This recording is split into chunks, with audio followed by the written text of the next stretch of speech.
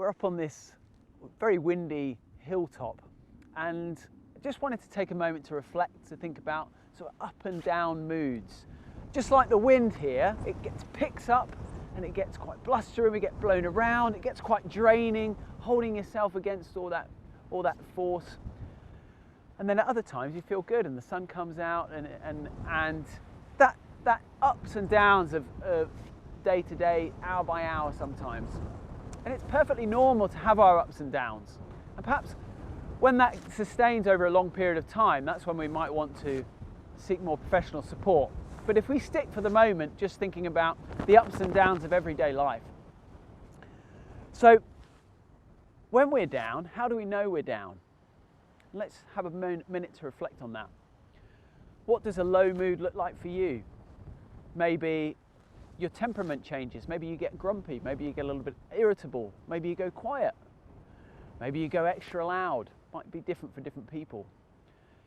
How do your habits change when you're in a low mood? Do you go to eat less healthy things sometimes? Do you go to snack more or fill yourself up more?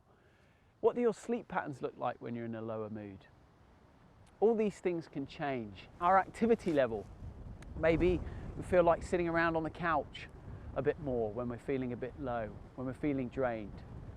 So the first thing to reflect on when we're thinking about up and down mood is, how do we change? What do we notice in our behaviours, in our habits when we're in a low mood? And then thinking about how we might tackle that,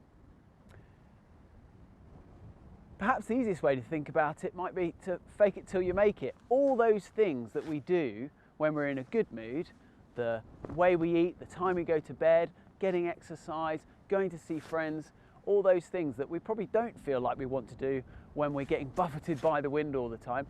Maybe that's exactly what we do want to do, ultimately, to get us out of that little hole. So just take some time to reflect for yourself. What does a good mood look like for you? What does it feel like? What does it sound like? What does low mood look like for you?